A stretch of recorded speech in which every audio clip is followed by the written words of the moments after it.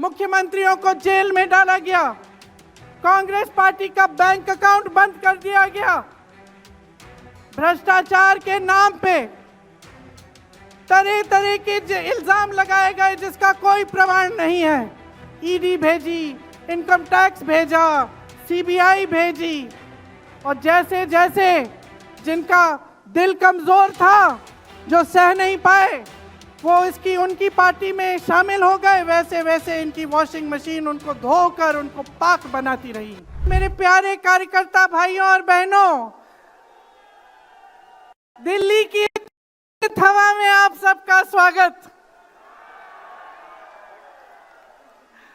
खास तौर से मेरे यूपी के जो भाई बहन हैं, आपने बहुत मेहनत की है, आपको बहुत बहुत स्वागत। कोहरे में आप आज सुबह सुबह ठंड में निकले, मैंने आपके वीडियो देखे, आपकी फोटो देखी, इसके लिए बहुत बहुत धन्यवाद।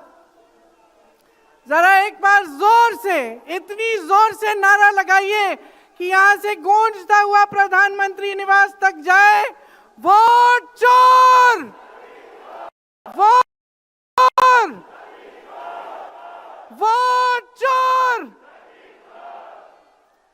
ये वोट क्या है, इसकी कीमत क्या है हमारे जीवन में, इसको समझना बहुत जरूरी है।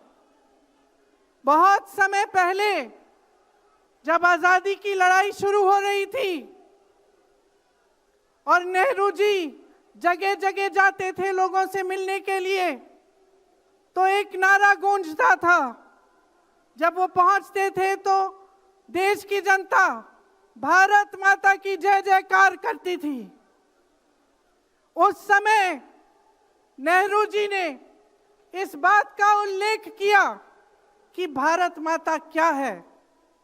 उन्होंने कहा कि भारत की प्राकृतिक संपत्ति, भारत की नदियां, भारत के पहाड़, भारत के खेत तो भारत माता है ही, लेकिन भारत की जनता, भारत का एक एक बेटा, एक एक बेटी, जो इस धरती का पुत्र है, जो इस धरती की पुत्री है, वे सब भारत माता के अंश हैं, वे सब एक तरह से भारत माता ही हैं। और इसी सोच, इसी भावना ने हमारे संविधान को बनाया। इसी भावना ने आप सबको एक एक वोट दिया, जिससे आपका सबसे बड़ा अधिकार सरकार को चुनने का, सरकार को गिराने का आपको मिले। इसी सोच ने, इसी भावना ने इस तरह की संस्थाएं बनाई कि लोकतंत्र को मजबूत रखें। कैसी संस्थाएं थी ये? न्यायपालिका, मीडिया, संसद, ये राजनीतिक दल जिसका हम भाग हैं, विपक्षी दल, सत्ता पक्ष के जो नेता हैं वो,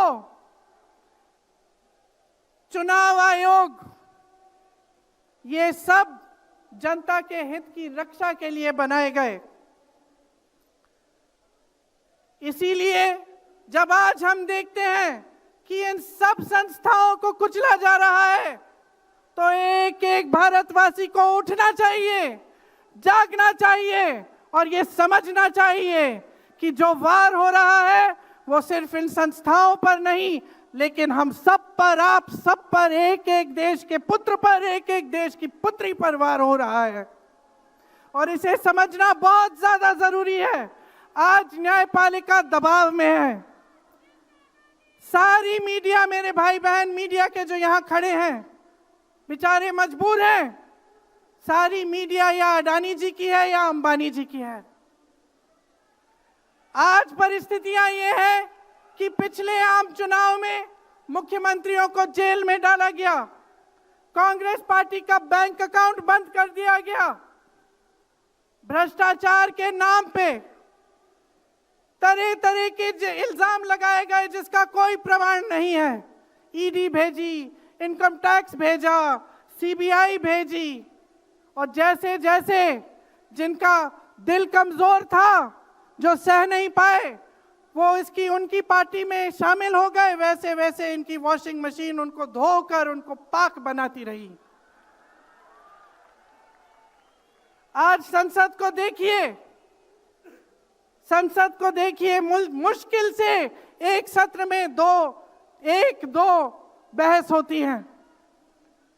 और जब हमने कहा, राहुल जी ने मुद्दा उठाया, खड़गे जी ने मुद्दा उठाया कि हमें बहस करनी है चुनाव पे, एसआईआर पे, जिस तरह से वोट चोरी हो रही है उस पे, तो घबरा गए, मानी नहीं बात। अंत में जाकर कैसे माने कि हम वंदे मातरम पर भी चर्चा करेंगे।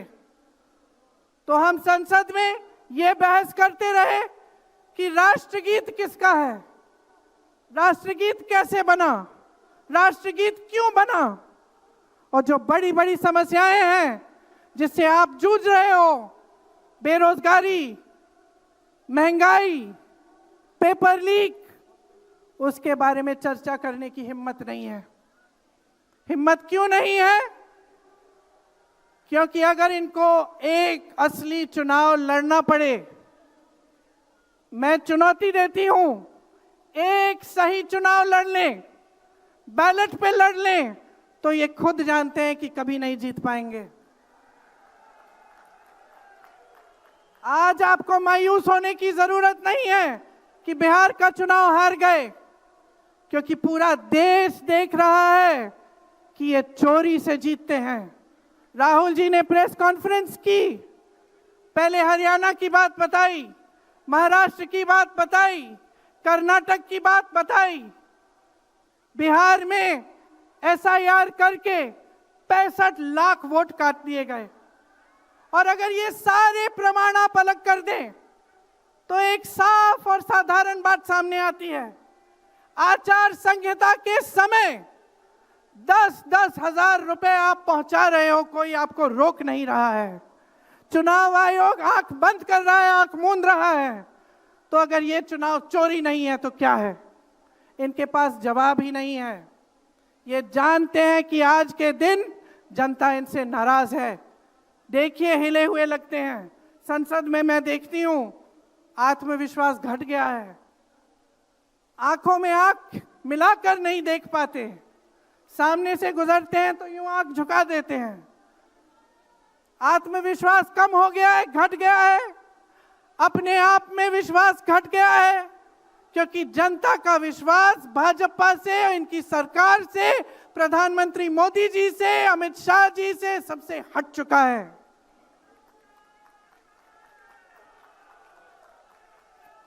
आज इनको चुनाव आयोग की जरूरत है।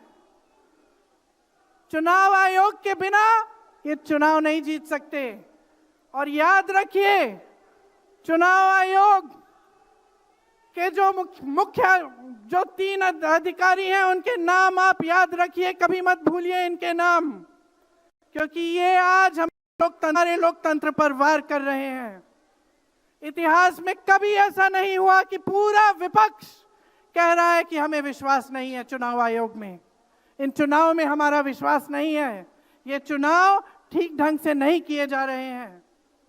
चुनाव की घोषणा से लेकर वोटर लिस्ट, आचार संहिता, प्रचार, मतदान, मतगणना, ईवीएम और नतीजे से तक हर कदम को, हर चीज को संदिग्ध बना दिया है इन्होंने। इनके साथ साथ सारी संस्थाएं इनके सामने झुक गई हैं, सरकार के सामने झुक गई हैं, इनको झुकाया गया है। राहुल गांधी जी ने बिहार चुनाव में लंबी यात्रा की एसआईआर के खिलाफ। क्यों की? क्योंकि एसआईआर में ये वोट काटकर चुनाव का नतीजा अपने पक्ष में करना चाह रहे थे। अब यूपी में शुरू हो गया है, 3 करोड़ नाम काटे गए हैं यूपी में। कितना योग्य है ये चुनाव आयोग भाजपा के लिए? ज्ञानेश कुमार, सुखबीर सिंह सांधू और विवेक जोशी, मेरे साथ बोलिए, ज्ञानेश कुमार, सुखबीर सिंह सांधू, विवेक जोशी। ये देश इन 3 नामों को नहीं भूलेगा। ये चाहे कितने भी बड़े बड़े ये कितने भी इंतजाम कर लें इन लोगों को बचाने के लिए, एक दिन इन्हें इस देश को जवाब देना पड़ेगा कि किस तरह से इन्होंने हमारे वोटों का अधिकार हमसे छीनने की कोशिश की, किस तरह से इन्होंने साजिश रची। हर मोर्चे पर यह सरकार विफल है, हर मोर्चे पर। आज डॉलर 90 रुपए का हो गया है। जब 60 रुपए का हुआ था तो कौन रो रहा था सड़कों पे? कौन रो रहा था सड़कों पे? नरेंद्र मोदी जी बार बार कहे जा रहे थे। आज क्यों नहीं बोल रहे हैं डॉलर पे? निर्यात लगातार घट रहा है, आयात महंगा हो रहा है, विदेश नीति फेल हो गई है इनकी। हाथ पकड़ के चलते हैं ट्रंप जी के साथ, बड़े बड़े राष्ट्रपतियों के साथ, लेकिन जब समय आता है तो देश के साथ कोई खड़ा नहीं होता। ये है इनकी विदेश नीति। और इनकी नीति कि देश की सारी संपत्ति अपने 2 चेलों को, अडानी जी और अंबानी जी को पकड़ा देते हैं। यहां देश का नौजवान महंगाई से जूझ रहा है, बेरोजगारी से जूझ रहा है, पेपर देता है, लीक हो जाता है, कोई उसकी सहायता नहीं है, नशे की तरफ जा रहा है, बैटिंग ऐप में पूरे दिन बिताता है। और बैटिंग ऐप चलाया कहां से जा रहा है? कहां से चलाया जा रहा है? सूत्रों के मुताबिक प्रधानमंत्री के ऑफिस में ही एक शख्स ने बैटिंग ऐप के साथ में घोटाले किए हैं। इसकी चर्चा होती है क्या सदन में? क्यों नहीं होती? आपकी बेरोजगारी की चर्चा होती है, महंगाई की चर्चा होती है, मेरी बहनें यहां खड़ी हैं, आपकी सुरक्षा की चर्चा होती है। ना सदन में होगी, ना बड़ी बड़ी रैलियों में करेंगे ये लोग, ना आपके पास आकर आपसे बात करेंगे, आपके हालचाल पूछेंगे, आपसे पूछेंगे कि किस संघर्ष से आप गुजर रहे हो, कैसे जी रहे हो। क्योंकि हिम्मत नहीं रही इनकी, हिम्मत नहीं रही। जो था, जो बना था, जो 75 सालों से सबने संघर्ष करके बनाया था, वो सब तमाम बिगाड़ रखा है। तो मैं यहां लंबी बात नहीं करना चाहती, आपसे सिर्फ ये कहना चाहती हूं कि आपका ध्यान भटकाने के लिए रोज रोज ये कोई नया मुद्दा निकालते हैं। आप खुद देख रहे हैं, आप अपना ध्यान केंद्रित करिए। ये वोट का अधिकार आपका सबसे बड़ा अधिकार है। इन्होंने सब कुछ खत्म कर दिया है, लेकिन सच्चाई आप देख रहे हैं, सच्चाई आप आज समझने लगे हैं। और वो सच्चाई आपकी सच्चाई है, आप जीते हैं उसे। ये आपका अधिकार है जो आस्ते आस्ते आपसे लिया जा रहा है। हमारी एक लंबी लड़ाई है, भारत माता की आत्मा की रक्षा की लड़ाई है। राहुल जी 8000 किलोमीटर की यात्रा करके आए हैं, देश भर में पहले पैदल चले, फिर यात्रा की इन्होंने किस लिए? न्याय के लिए, देश की एकता के लिए। हमारे अध्यक्ष जी खड़गे जी, इस उम्र में मैंने देखा है 47 डिग्री की गर्मी में हेलीकॉप्टर से उतरते हुए ऐसे बड़े बड़े मंचों में पसीने से लथपथ, लेकिन झुकते नहीं हैं, हटते नहीं हैं, चलते रहते हैं। ये है हमारी कांग्रेस की शक्ति। ये वही शक्ति है जिसने स्वतंत्रता संग्राम में हमें आजादी दिलाई। ये वही शक्ति है जो सच्चाई से पीछे कभी नहीं हटेगी। ये वही शक्ति है जो आप सबको यहाँ लाई है, आज आपको ये संघर्ष की शक्ति दी है कि इस माहौल में इस समय आप खड़े रहे अपनी पार्टी के साथ। ये देश की महान जनता है और हम अपना दायित्व समझते हैं, अपना धर्म समझते हैं कि हम आपके वोट की रक्षा करें, संविधान की रक्षा करें और आपके अधिकारों को मजबूत करें। इसलिए आज हम यहाँ आपके सामने आए हैं ये कहने के लिए कि हम लड़ते रहेंगे, हम कभी नहीं झुकेंगे, हम कभी नहीं रुकेंगे। धन्यवाद। जय हिंद।